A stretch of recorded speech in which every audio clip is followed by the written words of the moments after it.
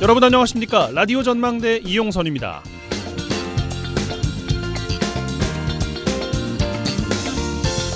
12년 만에 국빈 방문으로 이루어진 한미 정상회담이 이슈입니다. 경제적 이슈 물론 중요하겠습니다만 한미 동맹 역시 뜨겁습니다.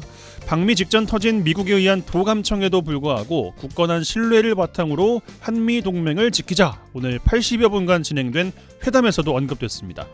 윤 대통령은 모두 발언에서 이번 회담을 통해 한미 동맹이 세계 평화와 번영을 위한 글로벌 동맹으로 거듭나는 역사적인 이정표가 될 것이라고 말했습니다. 바이든 대통령도 이에 화답하듯 한미동맹은 어떤 도전도 헤쳐나갈 수 있는 파트너십이라고 언급하면서 70년 동맹에 양국 정상 모두 의미를 부여했습니다. 그러면서 나온 결과물 워싱턴 선언입니다. 북한의 핵 확장 억제 관련 새로운 협의체인 핵협의그룹을 설립하자는 것이 주요 골자인데요. 그런데 한국이 미국의 핵무기 사용 결정에 직접 관여하는 것은 아니라면서 핵무기 사용에 대한 결정은 전적으로 미국 대통령의 권한임을 강조했습니다. 시작부터 약간 찝찝했던 국빈 방문 돌아와서 어떤 것들을 성과라고 발표할지 기다려지는 대목입니다. 오늘 라디오 전망대가 준비한 소식입니다. 지역 소식들 뉴스 브리핑 통해서 들어보고요. 여순 사건 신고와 조사 기간이 연장됐습니다만 신고 접수 동력은 떨어지고 조사 인력 태부족 현상은 여전하다고 합니다. 잠시 후에 전남도 의회 관계자 통해서 이야기 들어보겠습니다. 이번 주 취재기 민원 해결사 이번 주 이 노래 이어집니다. 잠시 후에 뵙죠.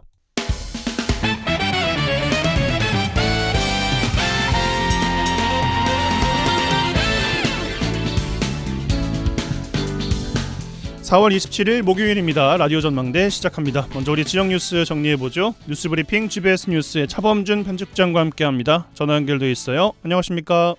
네, 안녕하세요. 네, 자 여수에서 시작합니다. 지난해 지방선거를 앞두고 특정 후보를 비방하는 현수막을 개첨해서 공직선거법 위반 혐의로 재판에 넘겨진 민주당 주철현 국회의원 지역 보좌관 또 대학생 선거본부장에 대해서 법원이 벌금형을 선고했네요. 네, 지난 20일 광주지법 순천지원 형사 일부가 지난해 지방선거를 앞두고 여수시 시의원의 출마 예상자를 대상으로 허위 사실을 유포한 혐의로 여수시 갑선거구 주철현 국회의원 보좌관 김모 씨와 당시 대학생 선거본부장으로 활동한 김모 씨 등 2명에 대해 각각 300만 원과 250만 원의 벌금형을 선고했습니다. 법원은 이들이 지난해 대통령 선거 사전투표일인 3월 4일 지방선거 시의원 무소속 출마를 준비 중인 이 정광지 출마 예상자를 대상으로 허위 사실을 유포했다는 혐의가 인정된다고 판시했습니다. 벌금형을 선고받은 2명의 피의자들은 이 대통령 선거 사전투표일인 지난해 3월 4일 여수시 돌산읍과 국동 일대 3곳에 국민의힘 윤석열 선거운동 정한태 전 시의원은 누굴까라는 문구가 적힌 현수막을 내건 혐의로 공직선거법상 허위사실 유포 혐의로 재판을 받아왔습니다. 법원은 현수막에 언급된 정한태 전 시의원이 지방선거 출마를 앞두고 있던 정광지 출마 예상자의 아버지로 벌금형을 선고한 피고인들이 부자지간인 두 사람의 관계를 이용해 허위사실을 유포했다고 봤습니다. 결국 특정 후보를 낙선하게 할 목적으로 허위 사실을 유포했다는 건데 지난해 지방선거에 나선 피해자 그러니까 정광주 의원은 낙선했어요. 네, 법원은 피고인들이 지방선거 출마를 앞둔 정광지 후보를 낙선시키기 위해 그 아버지 정한태에 관한 허위 사실을 적시한 현수막을 개첨했고 이들이 정광지의 낙선을 목적으로 선거에 영향을 끼칠 의도가 있다고 봤습니다. 특히 법원은 피고인들이 지방선거를 앞두고 진행된 대통령 선거 과정에서 후보자의 아버지 이름을 언급하며 국민의힘 윤석열 후보자를 지지하고 선거운동을 한다는 취지의 허위 사실을 유포한 행위는 정광지의 지방선거에 영향을 미쳐서 낙선하게 할 의도를 내포하고 있었다고 봤습니다. 법원은 피고인들이 설치한 현수막이 주민들에게 노출됐고 또 현수막을 찍은 사진이 SNS 등에 노출되면서 유포되었고 또 선거 결과에 영향을 미쳤을 가능성이 적지 않고 실제로 현수막에 이름이 언급된 정한태의 아들 정광지 후보가 지방선거에서 박빙의 차이로 낙선했다며 피고인들의 죄책이 무겁다고 판결했습니다. 지난해 지방선거에서 정광지 후보는 당선된 이순희 후보자와 불과 260여 표 차이로 낙선한 바 있는데 이 불법 행위로 300만 원과 250만 원의 벌금형을 선고받은 피의자들에 대한 판결이 지난해 해당 피해자에게 그리 큰 위로는 되지 않을 것 같습니다. 예, 일단 뭐 항소를 한 걸로 전해지고 있는데 또 어떻게 진행이 될지 규칙을 좀 주목해 봐야 될 것 같습니다. 자, 광양으로 가죠. 최근에 전남도가 광양시 광양읍 세풍리, 도월리, 순천시 해룡면 일원에 대규모 산단을 조성하겠다는 계획이 추진되면서 현지 주민들 반발하고 있어요. 네, 최근 전남도가 이 9개 마을 500여 세대가 살고 있는 광양시 광양읍 도월리와 세풍리, 순천시 해룡면 일대에 대규모 국가산단 조성을 추진하겠다는 계획이 알려지면서 해당 지역 주민들이 적극 반대 입장을 표명하며 반발하고 있습니다. 산단 조성 예정 지역 주민들 중 특히 광양 지역 주민들의 반발이 높은데 현지 주민들은 지역의 산단이 추진되면 지역 주민들의 인구 유출과 공시지가에 맞춘 낮은 보상가 산정, 또 산단 조성에 따른 공해 등을 우려하고 있습니다. 현지 주민들은 마을에 국가산단이 조성되면 공해 등으로 대규모 인구가 유출되는 것은 물론이고 인근 광양읍 지역의 신규 인구 유입에도 장애 요소로 작용할 것이라며 반발하고 있습니다. 주민들은 산단이 조성되면 9개 마을 500여 세대 주민들의 집단 이주가 불가피한데 공시지가 기준에 맞춘 낮은 보상금으로는 새로운 터전 마련이 어려울 것이라며 반발하고 있습니다. 예, 현지 주민들의 반발과 관련해 광양시도 새로운 산당 조성보다는 기존 세풍산단 국가 산단 지정이 필요하다 이런 입장을 보이고 있죠. 네, 현지 주민들의 반발과 관련해 광양시의 최근 움직임이 주목을 받고 있는데요. 광양시는 최근 일부 언론을 통해 정부의 국가 첨단 산업단지 지정 계획에 대해 아직 정해진 것은 아무것도 없고 주민들이 반대하는 새로운 부지보다는 세풍 일반 산단의 국가 산단 전환을 염두에 두고 있다 이런 입장을 냈습니다. 광양시는 지역 주민들의 반대 여론을 감안해 대안으로 이미 조성된 세풍 일반 산단을 국가 산단으로 전환시키자는 방안이 설득력을 얻고 있다고 밝히고 세풍산단 개발과 분양이 저조한 만큼 기존의 세풍산단을 국가산단으로 전환해 해당 지역민들의 우려도 일정 부분 해소시킬 수 있지 않느냐 이런 입장을 보이고 있습니다. 광양시는 이미 조성이 끝난 상태에서 기업 투자를 유치하고 있는 세풍 일반 산단이 국가산단 부지의 기반이 된다면 나머지 필요한 국가산단 부지는 순천시 해룡면 부지를 확보하면 되는 게 아니냐 이런 입장을 보이고 있습니다. 예, 국가산단에 대한 전남도 광양시 동상이몽의 생각을 일단 갖고 있는 것 같습니다. 자, 순천에서 마무리하겠습니다. 얼마 전 이 시간에 순천시 도심 곳곳에 불법 아파트 분양 광고 현수막이 개첨되면서 주민들 민원이 끊이지 않고 있다 이런 소식 전해드렸습니다. 지난 주말 순천시가 관내 불법 현수막 개첨에 대한 대대적인 단속을 벌였다고요? 네, 얼마 전 이 시간에 순천시 도심 곳곳에 아파트 분양 관련 불법 현수막 광고로 인해 주민들의 불만이 높고 또 특히 단속이 뜸한 주말을 이용해 불법 현수막 개첨이 집중적으로 이루어지고 있다는 소식을 이 시간에 전해드렸습니다. 주말인 지난 22일과 23일 순천시가 관내 도심 전역을 대상으로 불법 광고물 부착에 대한 집중 단속을 진행했는데요. 무려 700여 건에 달하는 불법 광고물을 단속하고 적발된 아파트 분양업체를 대상으로 과태료 1억 8천만 원을 부과하겠다고 밝혔습니다. 예. 이틀 동안 700건 그리고 과태료가 1억 8천만 원 엄청난 금액인데 불법 아파트 분양 광고를 진행한 업체로서는 이른바 과태료 폭탄을 맞게 됐어요. 네, 순천시는 이번 단속과 관련해 관내 일원에 주말을 이용해 불법 아파트 분양 현수막이 집중적으로 개첨되고 있다고 보고 주민들의 민원에 따라 지난 22일과 23일 이틀 동안 건축가 직원 10명과 단속 용역을 추가로 투입해 불법 광고물 700여 점을 철거했고 과태료 1억 8천만 원을 부과하겠다고 밝혔습니다. 보도에 따르면 이번 순천시의 집중 단속에 된소리를 맞은 업체는 광양의 한 아파트 분양 광고 업체라고 하는데요. 순천시의 주말 투망식 집중 단속으로 해당 업체는 현수막이 모두 철거 수거됐고 홍보 효과도 보지 못한 상태에서 무려 1억 8천만 원의 과태료만 물게 될 것으로 알려지고 있습니다. 순천시의 이번 주말 집중 단속이 일회성이 아니라 수시로 진행된다면 앞으로 도심 곳곳에 걸린 불법 현수막의 근절도 가능하지 않을까 하는 생각을 해봅니다. 그러게요. 예. 뉴스브리핑 GBS 뉴스의 차범준 편집장과 함께했어요. 고맙습니다. 네, 고맙습니다.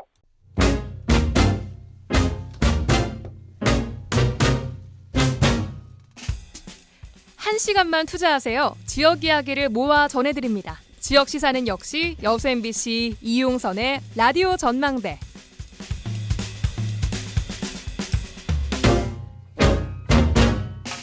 예, 여순 사건 피해 신고가 1년 연장되면서 올해 말까지 신고를 받고 있습니다만 여전히 신고가 저조하다고 합니다. 이렇게 가다간 진상규명 조사에만 무려 5년이 넘게 걸릴 거란 지적이 나오고 있습니다. 그리고 전남도의회 안에서도 전남 동부지역본부에 대한 이야기가 뜨거운 감자인 것 같습니다. 이 두 가지 이야기 오늘 나눠보겠습니다. 전남도의회 신민호 기획행정위원장 전화 연결돼 있어요. 나와 계시죠, 위원장님?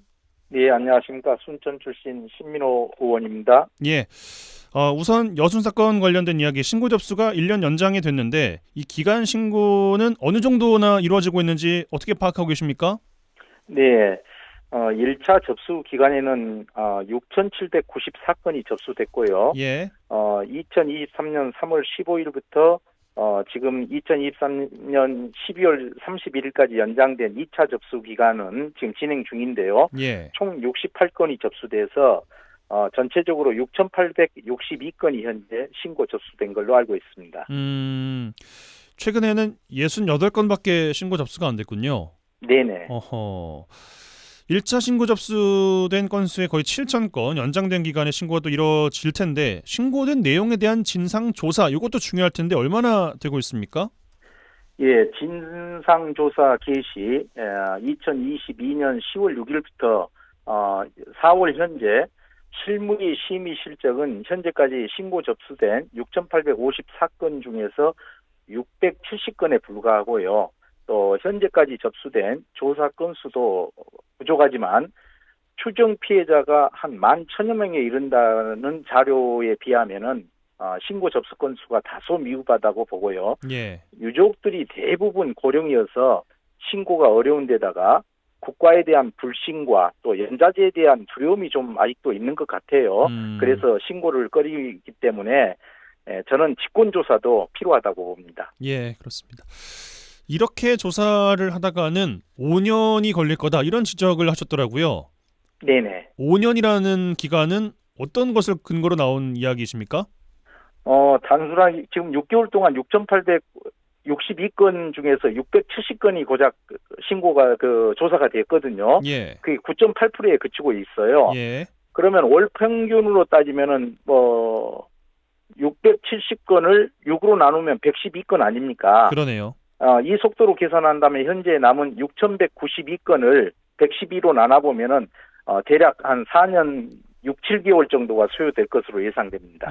신고는 올해 말까지 아니겠습니까?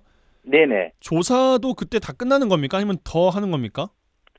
예, 여순 사건 신고는 올해 말까지고요. 조사는 2024년 10월 5일까지 마치게 되는데요. 조사 기간이 끝나면 진상조사 보고서를 6개월 이내에 작성해야 하기 때문에 2025년 4월 5일까지 마무리될 예정이고요. 하루빨리 진상조사가 마무리될 수 있도록 즉시 전문 인력을 확충해서 신속한 조사를 통한 진상규명에 박차를 가해야 된다고 봅니다. 예, 아니 이 정도 수치면은 5년이 걸릴 텐데 지금 남은 게 1년 반밖에 안 되네요. 그럼 조사를 할 수 있는 기간이? 네네네. 예, 인력의 문제가 가장 큰 거 아니겠습니까? 예, 맞습니다. 현재 전문 조사관과 사실 조사요원을 42명이 배치돼서 운영하고 있는데 예. 부족하다고 보고요. 도에서는 또 앞으로 한 2, 3명 더 늘리겠다라고는 하지만 조사 속도 추이를 보면은 현재 인원으로는 기한 내에 마무리하기가 대단히 어렵지 않느냐. 그래서 인원을 대거 확충해야 된다고 그렇게 봅니다. 2-3명을 확충하겠다는 전남도의 이야기를 들으셨습니까? 네네. 42명으로도 이 정도 수치면 거의 2-3배는 늘려야 되는 게 아닌가 싶은데 2-3명을 늘린다는 이야기인 거잖아요. 네네네. 어느 정도나 필요하다고 보십니까? 추가 인력 확보가? 예, 최소한 현재 인원의 어떤 배 이상이 늘어나야 될 것 같습니다. 그래서 80명 이상으로 늘어나서 좀 조사의 속도를 좀 올려야 되지 않느냐 그렇게 봅니다. 80명 이상 확보는 현실적으로 가능하다고 보세요? 전남도의 의지나 여러 가지를 봤을 때? 지금 전남도에서도 국비 확보를 위해서 부담 없이 노력한 걸로 알고 있습니다만은 더 강력하게 촉구하고 해야죠. 예. 전남도 실무위원회가 만약에 의지가 조금 더 있다면 이거는 좀 더 수월한 문제라고 봐야 됩니까? 어떻습니까? 사실 이 부분은 우리 전남도 실무위원회의 의지만으로는 사실 좀 어려움은 있을 겁니다. 예. 이 부분이 여수 순천 11구 사건 진상규명 및 희생자 명예회복위원회라는 중앙위원회가 있거든요. 그 중앙위원회에서 관심을 가지고 지원을 해주어야 된다라고 생각하고요. 실무위원회에서 희생자 유족 심의 의결 요청을 하면 중앙위원회에서는 90일 이내에 심사 결정 후에 통지를 해야 하는데 지금 중앙위원회의 조사 인력도 부족한 상황이어서 좀 이런 프로세스 변경도 필요하고요. 또 국가적인 차원에서 통큰 결단이 필요하지만 사실 우리 전남도가 강력한 의지를 가지고 먼저 나선다면 속도가 붙을 것으로 생각하고 또 우리의 문제이기 때문에 전남도가 더욱더 절박하게 그렇게 임해 주셔야지만은 되지 않느냐 그렇게 생각을 해봅니다. 그러니까 뭐 참 아쉬운 이야기지만 결국에는 돈이잖아요. 네네. 어느 정도의 예산이 필요할까요? 뭐 두세 명이라고 하면은 두세 명 정도는 어느 정도의 추가 비용이 드는 거라고 알고 있으면 될까요? 두세 명 가지고는 지금 현재 80명 이상이면 한 50억 정도 이상이 필요할 것 같고요. 그 기간 안에요? 예, 그 제주 4.3 사건의 경우를 보면은 예. 국비가 대거 투입되었거든요. 제주 4.3 사건과 여순 사건은 쌍둥이 사건이라고 부르지 않습니까? 그렇습니다. 국가폭력에 의한 민간인 학살이므로 국가가 나서서 그들의 명예를 회복시키고 배보상 등 지원을 해야 된다고 보지만 우리 지역에서 발생한 사건이기 때문에 전라남도도 정부와 손잡고 적극 나서야 되지 않느냐.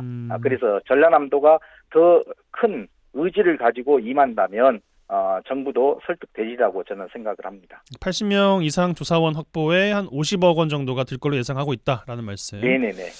알겠습니다. 여순 사건 관련된 이야기는 이 정도로 하고 덧붙여서 전남 동부지역본부 관련된 이야기가 요즘에 좀 뜨겁습니다. 조직 개편안 나왔는데 동부 지역에서는 불만의 목소리도 나오고 있고 조직 확대 이야기를 해 오셨잖아요.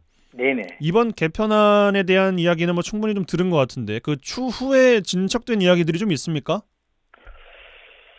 지금 아마 전라남도가 입법 예고 기간에 여러 의견들을 청취하고 있는 걸로 알고 있습니다. 예. 그래서 약간의 어떤 변화는 주어져야 된다라고 보고요.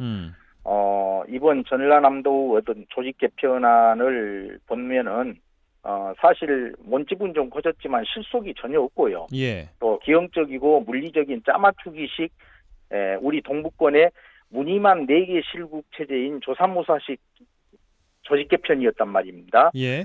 그래서 저도 좀 강력하게 이 부분에 대해서는 항의를 했고 또 조직 개편 자체가 전남의 미래를 추동해 갈 수 있는 철학과 비전을 제시하고 또 담아내는 담론이 나와야 되는데 예. 전혀 그런 부분들이 없었습니다. 그래서 이런 조직 개편에는 제가 동의할 수 없다라는 입장을 명확하게 피력했고요.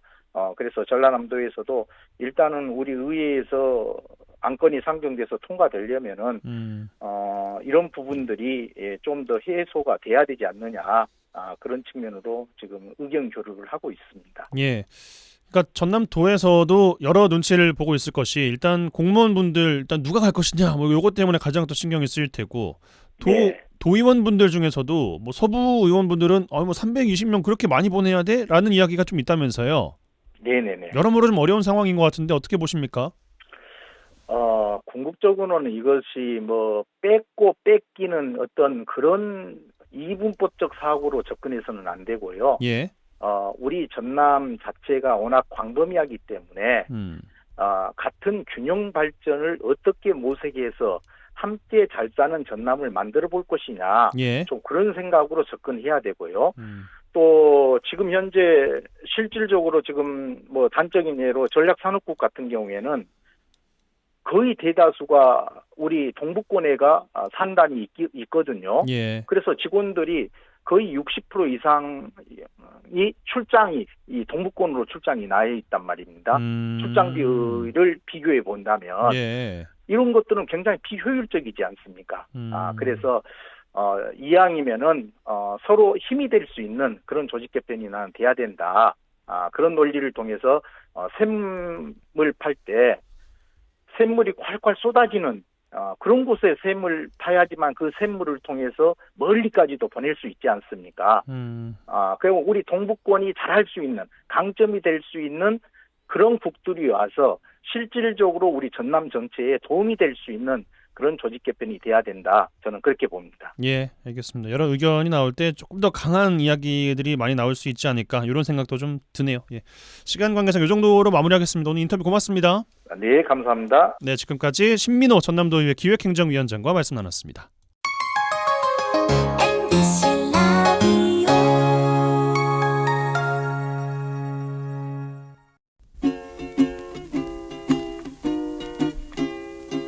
Raindrops are falling on my head, and just like the guy whose feet are too big for his bed.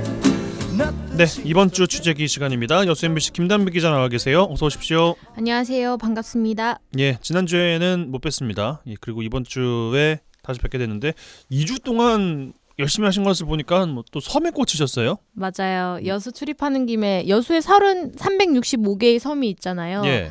한 100개 정도는 가봐야 되지 않을까. 100개. 나는 꿈을 갖고 있습니다. 꿈을 갖고 계시는 거군요. 네. 지금 몇 군데 정도 가보셨어요? 한 10군데는 간 것 같아요. 10군데? 네. 한 더 열심히 뛰어야죠. 10배 정도 더 하시면 되겠네요. 지난주에는 거문도, 이번 주는 백도. 리포트 지난주 거부터 풀어보죠. 여수 거문항로 관련된 뉴스가 늘 많이 나왔었거든요. 뭐 운영하기 어렵다, 뭐 선사 구하기가 어렵다, 뭐 이런 이야기였는데 다릅니다. 그게 아니에요. 선사의 갑질 논란입니다. 그렇죠. 이때까지 검은 항로 뉴스라고 하면 배편이 많이 없어가지고 주민들이 불편하고 또 해상이 기상이 악화되면 배가 못 뜨니까 또 그만큼의 왔다 갔다 하지 못한다. 교통 시설이 좀 교통 환경이 열악하다. 주로 이런 내용이었다면 예. 이번에도 이건 열악한 교통에서 연장선상으로 볼 수 있는데 이게 교통이 열악하다 보니까 주민들을 볼모로 이제 선사의 갑질 논란이 불거진 거죠. 예. 좀 설명을 드리자면 원래 이제 기항지마다 그러니까 여수에서 출발해서 거문도 가는 배 같은 경우는 손죽도 들렸다가 몇 군데 기항지를 들려서 최종 종착지인 거문도로 향하는데 네. 이 기항지마다 원래 매표소가 있고 매표원들이 있잖아요. 티켓팅을 그래야겠죠. 해줘야 되니까.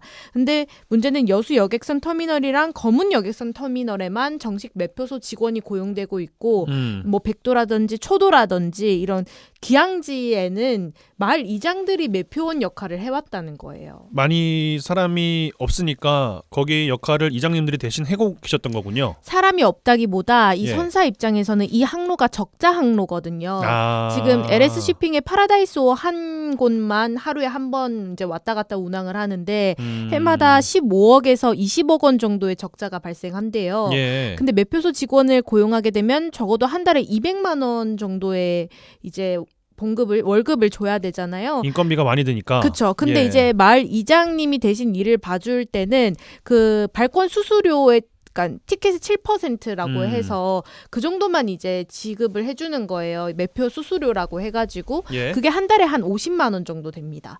그러니까 200만 원이랑 50만 원이랑 비교했을 때 당연히 싸게 선사 쓰는 거죠. 입장에서는 그렇죠. 예. 근데 이게 문제가 계약서도 작성을 하지 않고 그냥 이제 수십 년 동안 이렇게 구두로 이런 관계를 계속 맺어왔다고 해요. 관행이 돼버린 아하. 거죠. 그래서 이장이 바뀌면 또 다음 이장이 이거를 물려주고 하다 보니까 또 마을을 봉사하는 마음에서 마을 주민들을 위해서 봉사하는 마음에서 이런 것들을 해오고 받은 50만 원은 이장님들이 챙기는 게 아니라 마을 운영비로 이제 썼다는 건데 문제는 이게 올해 들어서 이 매표 수수료 지급이 연체가 된 거예요. 얼마나요? 선사에서 한 2달, 3달 이 정도 연체가 됐는데 예. 이제 달라고 독촉을 했을 거 아닙니까? 예. 이제 마을 이장님 입장에서는 운영비로 써야 되는데 이 마을 규약에 이런 것들이 제때 들어오지 않으면 일단 이장 돈으로 메우게 또 돼 있어요. 그러니까 자비로 아이고. 50만 원을 채워야 되는 상황인 거죠. 한 3달 치면은 한 150만 원을 본인 그쵸? 돈으로 내셨겠군요. 2달이면 100만 원이고, 예. 예. 그러니까 이제 선사에다 빨리 돈을 달라. 왜 안 주냐 했더니 이제 선사 쪽에서 갑자기 회계상의 문제가 생겨서 이게 사실 그 명목이 없다. 회계 장부에 어떤 명목으로 지출을 해야 되는지 명목이 없다고 이제 와서요. 네, 미루기 시작한 거죠. 예. 그래서 이제 계속 항의를 하니까 나중에는 화물까지 차단을 해버리는. 아니 초도가 제일 그러니까 항의가 셌어요. 이장님이 계속해서 달라고 했는데 그럼 초도에 화물 싣지 마라. 근데 그 아이고. 화물에는 생필품이 사실 주거든요. 섬이니까. 그렇죠. 예. 저도 초도를 갔다 왔잖아요. 예. 거기는 이제 슈퍼도 없고 마트 슈퍼가 되게 구멍가게 같은 거고 마트도 없고 막 이러다 슈퍼마트도 보니까 뭐 물건이 와야 채우죠. 그렇죠. 예. 그러다 보니까 이제 뭐 시장 가서 뭐 사오는 경우도 있지만 주로 생필품을 시켜가지고 배로 봤는데 이 화물을 끊어버리니까 주민들 입장에서는 너무 속상하고 이거는 말이 안 되는 상황이죠, 사실. 아니 그 최초에는 회계 지급할 명목이 있었답니까? 왜 지금 와서 명목이 없다고 이야기를 하는 거예요? 그게 이해가 안 되는 부분인 거죠. 근데 일단은 뭐 본인들이 뭐 이제 그 회계사무소라든지 회계사 이렇게 했을 때 명목이 이제 불안정하고 이러다 보니까 이거를 검토하는 과정에서 정확한 뭐 이제 규약이라든지 뭐 이렇게 만들어야 될 것 같다. 고 생각을 해서 이렇게 지급을 안 하겠다는 게 아니라 이게 구체적인 명목이 있어야지 지급을 할 수 있을 것 같다라고 했는데 문제는 저희가 취재를 들어간 날 아침에 이제 거기 여객선 터미널에서 그 선사 관계자를 만났고 예. 그다음에 이제 오후배로 들어가서 도착을 했더니 그 이장을 만나니까 돈이 들어왔다고 하더라고요. 취재가 시작되니까 돈이 입금이 됐다. 네, 일단 명목이 갑자기 생겼을까요? 그럼 또 앞뒤로 그가 다르잖아요. 처음에는 회계상 문제가 있어서 예. 명분이 없어서 안 된다고 했는데 또 저희가 초도에 도착했을 땐 돈이 또 들어와 있는 상황이었고. 그러게요. 이해 안 되는 상황인 것은 분명한 것 같습니다. 아니 근데 저는 보면서 궁금했던 게 그러니까 이장님들이 매표원으로 일하는 게 비정상적이라는 것은 그리고 이상한 관행이라는 것은 많은 분들께서 좀 알고 계셨던 것 같고 행정기관이 아직 인지를 한 번도 못하고 있었다는 게 믿기지가 않더라고요. 이게 수십 년 된 관행이라는 거 아니겠어요? 맞아요. 저도 그 부분이 제일 이해가 안 갔어요. 섬에 한 번도 안 가봤을까요? 가봤겠죠. 이장님들이 앉아 계신 거 보면은 딱 몰랐을까요? 그러니까 저도 그 부분이 이해가 안 가는데 뭐 네. 여수시든 그 수산청이든 해수청이든 예. 이게 해수청에서 허가를 내준단 말이에요. 이 배 그렇죠. 운항권에 대해서 맞아요. 허가를 내주는데, 그러니까 거기서 하는 말은 그냥 정규직 직원만 이제 명단을 이제 받으니까 그 정도만 알고 있지 세세하게 기항제에 누가 근무하는지는 본인들도 확인을 하지 못한다.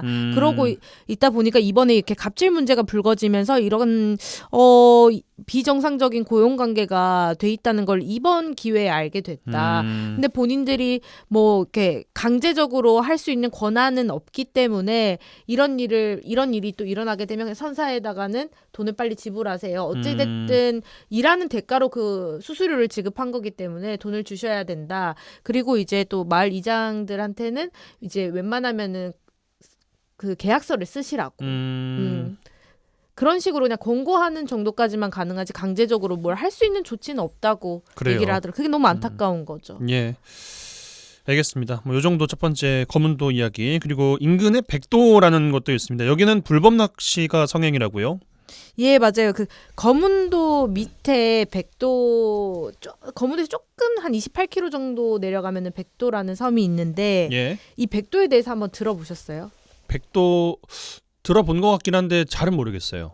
여기가 문화재 보호구역이고 국립공원 특별보호구역이거든요. 문화재 보호구역이 지정된 게 한 1979년이니까 예. 40년이 넘었죠. 이 보호구역으로 지정이 되면 섬의 입도 자체가 불가능해요. 아 그래요. 이게 섬에 거주하는 내릴 분들이 수가 안 없어요. 계세요? 불법인 거죠. 거주하는 분들이 안 계세요? 없습니다. 무인섬입니다. 아, 무인섬이구나. 네네. 발을 딛는 것도 안 되고 이 음. 백도로부터 200m 해역에서는 어업 활동도 할 수가 없어요. 여기는 자연 환경 자체를 보호해야 되는 지역이고 그만큼 수산 이제 생태계도 잘 갖춰져 있고 그러기 위해서 입도 자체를 막아놓은 거고 네. 그 전에 79년 이전에 이제 문화재 보호구역으로 지정되기 이전에 거문도 주민들이 여기 와서 어업 활동을 했잖아요. 맨손어업이라든지 배낚시라든지 이런 일부 주민에 한해서만 허가를 줬어요.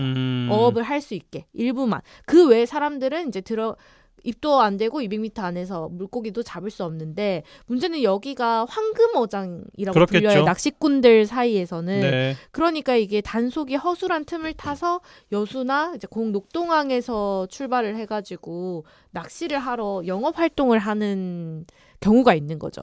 그게 이번에 저희 쪽으로 제보가 들어왔는데 이 허가권을 가진 거문도 주민이 이제 물고기 이제 어업 활동을 하려고 백도 쪽으로 이렇게 돌아다녔는데 이 깜깜한 밤에 어디선가 밝은 빛이 보였다는 거죠. 조업하는 배에 불빛이겠군요. 그렇더니 낚시객 20명이 이제 낚싯대를 들이우고 이제 물고기를 잡고 있는데 보니까 선박에 배 이름이 있잖아요. 그러니까 거문도 배도 아니고 네. 그리고 V패스라고 이제 위치 GPS 같은 이제 배마다 있잖아요. 네. 이거를 켜고 있어야지 그런 사고가 났을 때 빨리 구조가 되고 하는데 이것도 이제 꺼놓은 거죠. 단속을 피하기 위해서. 그래가지고 보니까 이게 또 커뮤니티를 찾아봤어요. 그러니까 낚시 커뮤니티 찾아보니까 아예 백도로 들어간다. 하고 백도에서 잡은 볼락의 쿨러에 한가득이에요. 정말 많아요. 이런 것들을 올려가지고 이제 낚시객들을 상대로 호객 행위를 하는 거죠. 예. 그 단속 주무 부처가 해경이죠? 해경도 있고 국립공원공단도 단속을 할 수 문화재 있어요. 왜냐하면 관리구역이니까. 국립공원 특별 보호구역으로도 지정이 돼 있기 때문에 근데 해경 같은 경우는 이제 경비정이랑 뭐 이제 헬기나 뭐 이런 걸 항공 쪽 동원을 해가지고 이제 순찰을 한다고 하긴 하지만 사실 그 거문도 해역 자체가 너무 넓기 때문에 경비정이 그렇죠. 한 척밖에 없거든요. 특히 또 이렇게 밤 같은 경우에는 하는데 한계가 있죠. 그래서 3년간 7건밖에 적발이 안 됐어요. 근데 주민들은 이런 어선들을 예전부터 많이 봐왔지만 그걸 일일이 또 이제 신고하기도 그렇고 그러게요. 그래서 그냥 처음에는 조금 약간 묵인하고 그냥 잡는가 보다 그냥 그 정도로만 하고 말았는데 이게 너무 계속되니까 이제 이거는 좀 심하다. 대책을 세워야 될 것 같다. 얘기를 해야 될 것 같다 싶어서 제보를 했다고 하더라고요. 해경에서는 그럼 뭐 더 방법이 있어요? 그러면? 일단은 지금 이제 제보자 쪽에 동영상 넘긴 거 이제 받은 거를 넘겼고 그거에 대해서는 수사를 하고 있고 뭐 단속을 강화하는 거 밖에는 방법이 없어요. 경비정 그리고 한 척이라면서요. 그렇죠. 그리고 뭐 사실 제일 중요한 건 이제 영업을 하시는 분들이죠. 이렇게 금지된 곳에는 사실 가면 안 되죠. 그리고 승객분들도 알아야 될 게 이게 선주만 처벌받는 게 아니에요. 알고 간 승객들도 처벌 대상이 된다고 하거든요. 그러니까 합법적인 곳에서 일부러 즐기기 위해서 하는 낚시잖아요. 네. 생계 활동을 위한 게 아니라 본인들이 좋아서 하고 싶어서 하는 거니까 법의 테두리 안에서 하셨으면 좋겠습니다. 알겠습니다. 이번 주 취재기 김단배 기자와 함께했어요. 고맙습니다. 감사합니다.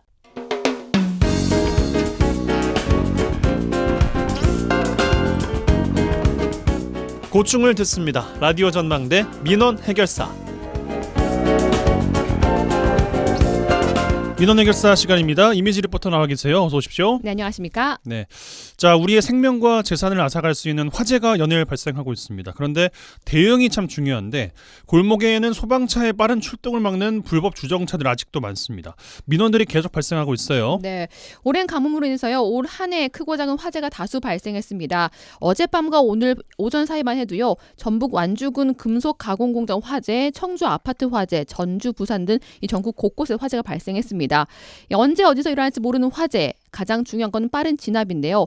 이 화재 진압을 위한 소방 도로가 많이 개설되긴 하지만 아직도 주택단지나 다세대 단지 주위에는요. 소방차가 진입할 수 없는 곳들이 많습니다. 바로 불법 주정차들 원인인데요. 예. 이런 불법 주정차들로 인해 화재가 발생했을 때 재산, 인명피해가 더 커질 수 있어서 이 시민들은 안전을 위해 불법 주정차 줄이기에 힘써야 한다고 얘기하고 있습니다.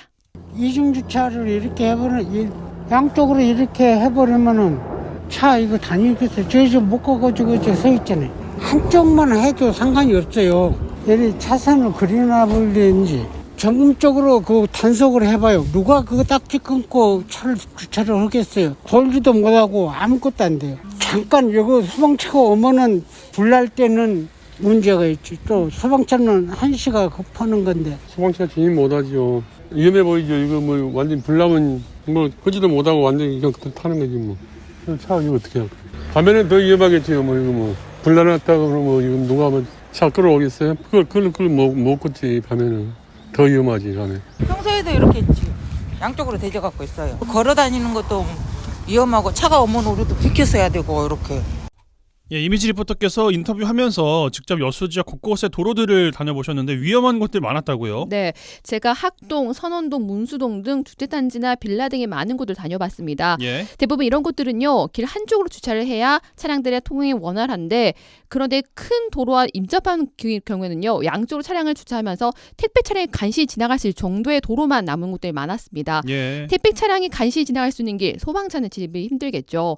그런데 이보다 더 어려운 구간은 건물을 두고 우회전, 좌회전하는 모퉁이 구간이었습니다. 이런 구간은요, 승용차도 간신히 지날 정도로 구간이 많았습니다. 이 때문에 주민들은 불법 주차를 하는 차량 단속이 필요하다고 지적합니다. 네, 이렇게 불법 주정차 때문에 소방차가 진입하지 못하는 구간이 생기면서 소방당국에서는 대책을 대대적으로 내놨습니다. 바로 출동을 막는 불법 차량 강제 처분할 수 있는 건 아니겠습니까? 네, 화재가 발생했을 때 대피해야 하는 구조자를 구해야 하는데 이런 긴박한 상황에서 불법 주차된 차로 길을 막는 경우가 많습니다. 예. 소방청 따르면요, 지난해 안전신문고 앱을 통해 접수된 소방시설 불법 주정차 관련 민원 건수가 전국적으로 2만 8천 건에 이릅니다. 와. 네, 지난 2018년 불법 주정차 차량은 강제 처분이 가능하도록 법이 제정됐습니다. 이게 4년 전이었습니다. 예. 하지만 아직까지 소방대원들의 책임 소지로 인해서 소극적인 대응할 수밖에 없는데요. 이제는 길을 막고 있는 불법 주정차는 그냥 밀고 지나갈 수 있습니다. 불법 주정차들이 있을 경우요, 먼저 운전자에게 고지를 하고 차량을 이동하지 않을 시 이 소방차가 그냥 밀고 갈 수 있습니다. 자세한 사항을 여수 소방서 대응구조과 김한수 소방장 인터뷰 통해 들어보시죠. 이제 저희가 바로 집행을 하는 게 아니고 사전에 차주 연락을 해서 이동 조치가 가능한지 그런 부분에 대해서 이제 고지를 하고 이제 집행을 하게 되죠. 2017년 12월 이제 제천 스포츠센터 화재 이후에 불법 주정차 차량에 대해 이제 강제 처분이 가능하도록 법 개정이 이제 되었는데요. 지금까지 실효성이 좀 부족한 면이 있었습니다. 현장 출동한 대원들의 부담감 때문에 좀 저희가 집행하는데 좀 어려운 점이 있었던 것 같습니다. 이제부터는 소방차 진입을 방해하는 불법 주정차 차량에 대해서 이제 적극적으로 좀 대응할 예정입니다. 관련 이제 담당 직원을 편성을 해서 현장 대원은 배제를 시키고 담당 직원이 이제 업무를 맡아서 이제 배상 금액도 이제 한도를 좀 더 늘린다고도 이제 들었고요. 운전자분들께서는 소방 차량이 통행할 수 있는 최소한의 공간 확보와 커브길 구간 불법 주차에 대해 좀 각별히 주의가 필요할 것 같습니다.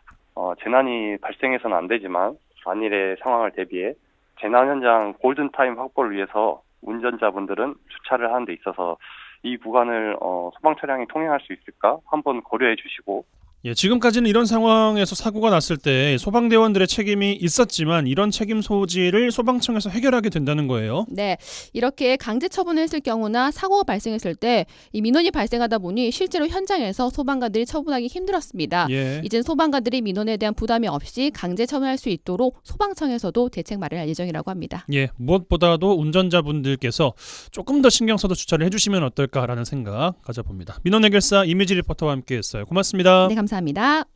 줄 수 있는 게 이 노래밖에 없다 가진 거라고.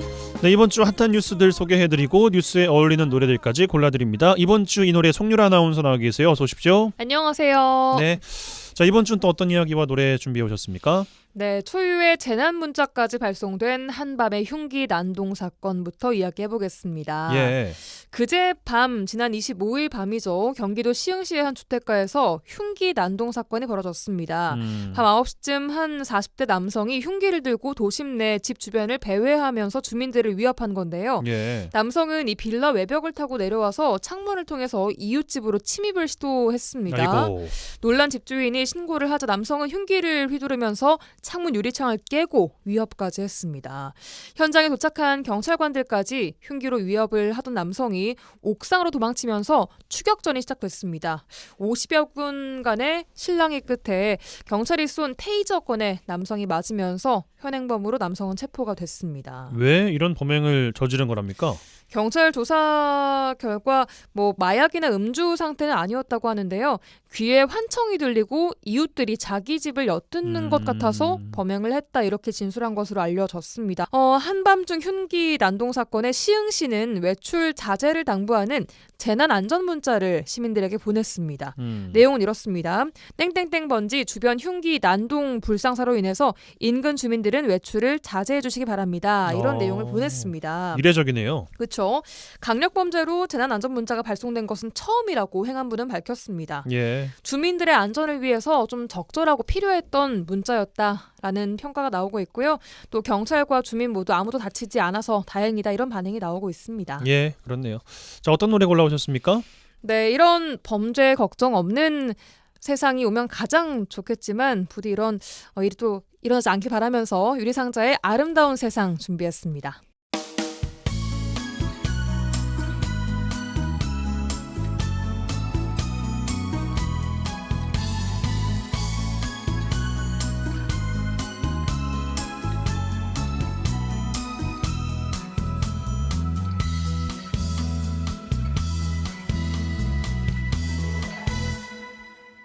문득 외롭다 느낄 땐 하늘을 봐요.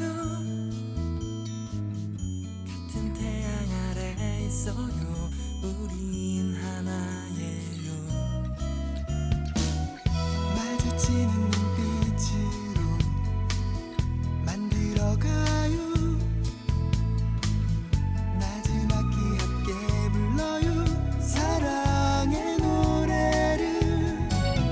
작은 가슴마다 고운 사랑 모아 우리 함께 만들어봐요.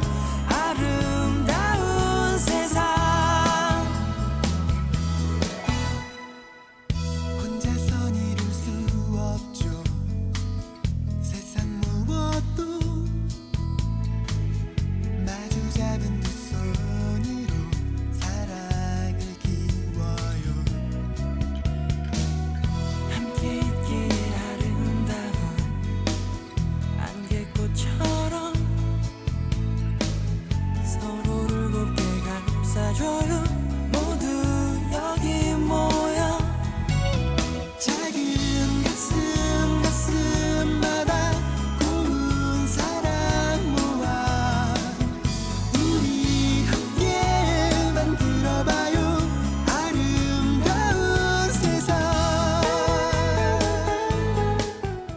네, 유리상자의 아름다운 세상 듣고 오셨습니다. 다음 이야기는요. 네, 혹시 등산 좋아하시나요? 등산 막 좋아하진 않은데 그래도 가끔 가는 걸 즐기긴 합니다. 네, 우리 지역에는 지리산이라는 좋은 산이 있죠. 맞아요. 이렇게 무료로 개방된 국립공원에서도 보통은 돈을 안 받는데 돈을 받는 곳이 있습니다. 네. 사찰이 있는 경우에 문화재 관람료라는 명목으로 입장료를 받는 건데요. 대표적인 곳이 지리산 천은사였습니다. 천은사는 그간 노고단으로 향하는 하나뿐인 길목에 있으면서 지나가는 모든 사람들로부터 도로에 차를 세우고 문화재 관람료를 받아왔습니다.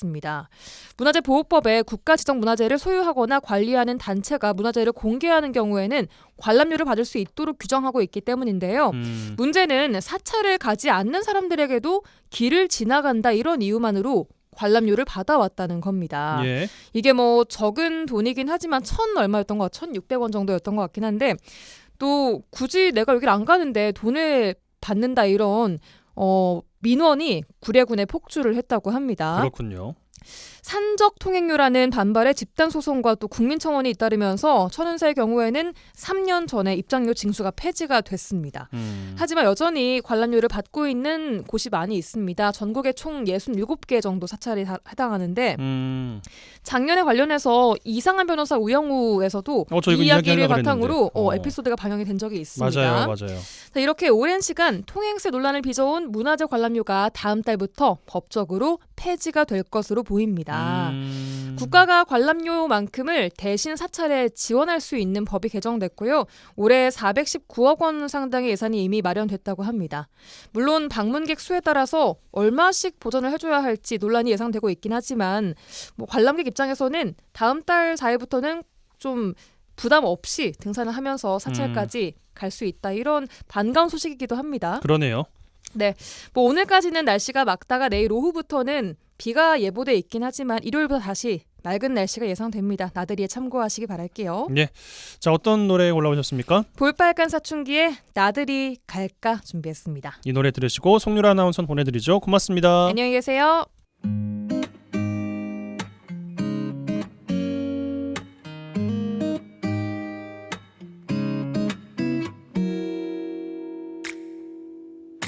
I